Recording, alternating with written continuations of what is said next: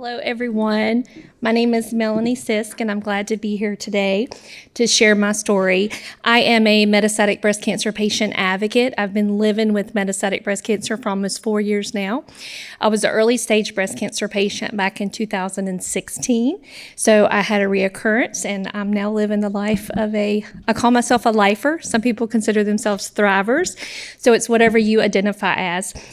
So I've been asked to talk about the role of biomarkers in targeted decisions for breast cancer.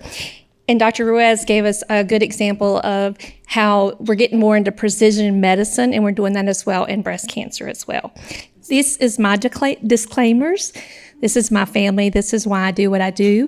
So hopefully I can live longer and enjoy them.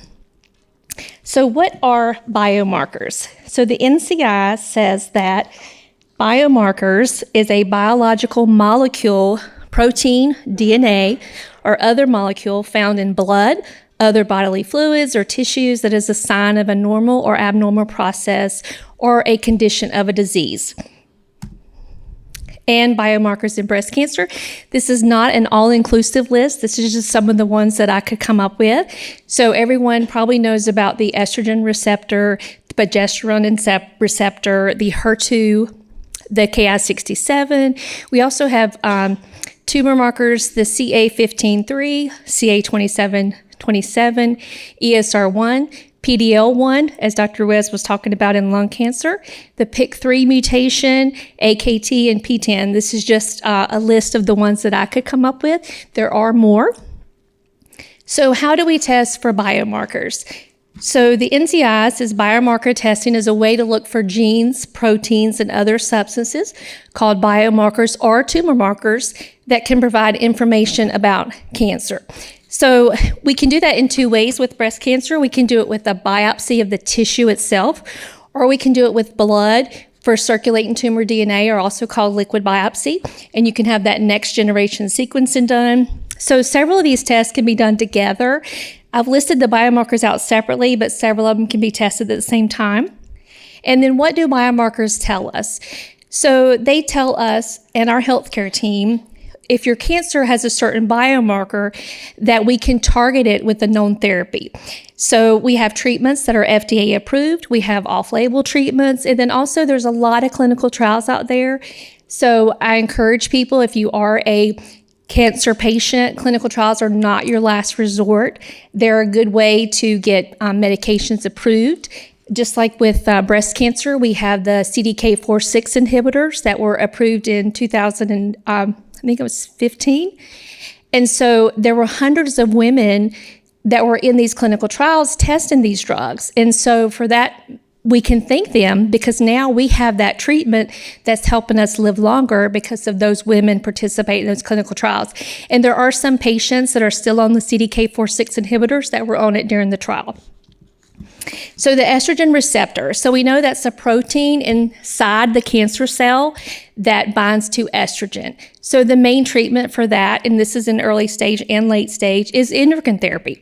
So we can suppress the ovarian suppression. We can do that surgically, like with the oophorectomy, or you can do it chemically with medications like Zoladex and Lupron. And then we also have estrogen production blockers. We have aromatase inhibitors. There's a few of those listed there. And then estrogen effect blockers. So we have SERMs, which is the selective estrogen receptor modulators, like tamoxifen, that's been around since 1970 something. And then we have SERDs, which is selective estrogen receptor downgraders. Example is Foslodex is one of those.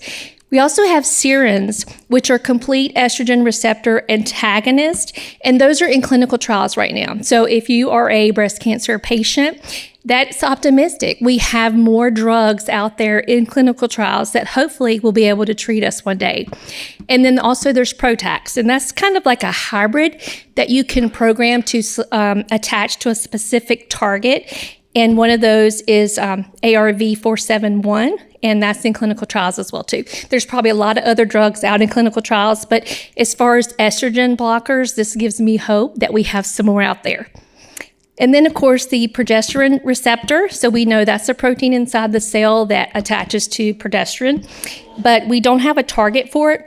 It kind of works with estrogen. It gets really complicated, but as far as a specific target, we do not target that. And then we have the HER2, which is the human epithelial growth factor receptor. So if you hear people with breast cancer, they're either hormone positive, HER2 negative, HER2 positive, triple negative. So if you have the HER2 on the outside, it's a protein that's on the outside of the cell that signals the cell to grow. So we have different treatment options for that. We have Herceptin and Perjeta, which has been around a long time. Herceptin is what we call the antibody drug conjugate. That's the kind of class it is. And then Perjeta is the HER2 receptor antagonist. There's a couple other that I have listed, like a kinase inhibitor, and then also in HER2, which is new now, which is approved for women who have HER2 low breast cancer. That's kind of not really... It kind of is a subset now, but not really. It's really controversial. They talked about it at San Antonio Breast Cancer Symposium year before last because we don't have a standardized test for it. Is the pathologists are looking at slides and they're saying, okay, you're HER2-1, you're HER2-2. So it's really kind of subjective.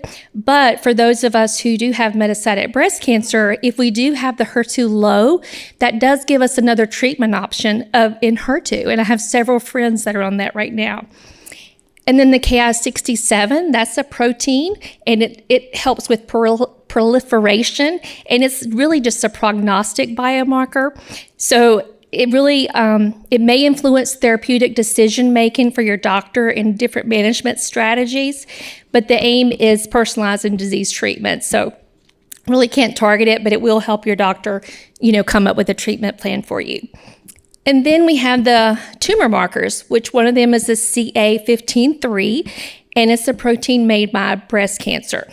We don't have a treatment for it, but this is just one of those prognostic biomarkers. If you have metastatic disease, your doctor may or may not be using the tumor markers for you. It is not always indicative of what the cancer is doing. In some patients it is, and in some patients it's not. So I think doctors who do take those tumor markers, they kind of look for trends. So if your tumor markers are kind of trending up, it could be indicative that maybe your cancer is growing or it's spreading. Or if the tumor markers are trending down, maybe it means it's working. So it's not indicative for everyone. So if you think, oh, my doctor's not taking those on me, that's okay. You can talk to your doctor and ask them. Some doctors use it, some doctors do not, but it's not indicative for everyone. The other tumor marker is the CA27-27.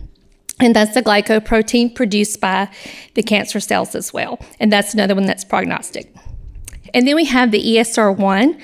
And this is a gene that encodes for the estrogen receptor. So your cancer can cause a mutation in that gene that will lead to resistance to endocrine therapy. So that means that estrogen receptor is always turned on. So you can take these endocrine therapy drugs and it's not going to work. So we have a new FDA-approved drug on SIR2, which is the estrogen receptor antagonist. So if you do have that ESR1 mutation, this is a targeted treatment that is FDA-approved for it. And then PD-L1, which we heard Dr. Ruiz talk about in lung cancer, we also have that in breast cancer. And it's a protein that's programmed to death, is what they call it. We have different treatment options for it. Keytruda is one. You've probably seen commercials on TV. So that's one of the drugs that are approved. We have a few others listed here as well, too. And then the PIK3 mutation. This is a gene that is frequently mutated in breast cancer, more commonly in estrogen receptor breast cancer. And so we do have two FDA-approved treatment options for it. One is Piqray. It's been around a long time. But we have a new one that was just approved this year, which is called TrueCap. And it targets that PIK3 mutation in the cancer. And the TrueCap inhibits all three of the isoforms, which gets really technical when you talk about all the three different ones. But so I just kept it general. And then also there's a lot of clinical trials with drugs that are targeting the PIK3 mutation out there. So that's very hopeful to people who do have the PIK3 mutation in the metastatic setting. AKT is another biomarker that we have, and it's the downstream effector of the PIK3 signaling. And so the treatments are the same as the PIK3 mutation. You have Piqray, and then, of course, TrueCap, and then, of course, clinical trials. There's a lot of clinical trials out there testing drugs right now. And then we have the P10, which is a tumor suppressor gene. And the treatment for that is TrueCap as well. So just to give a little bit about my story, I was diagnosed with breast cancer in 2016. I was early stage 1A.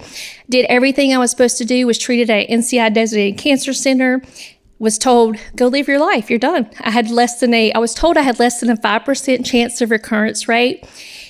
But 4 years later, I was diagnosed with metastatic disease. So my message is early detection does not always save lives. It didn't save my life.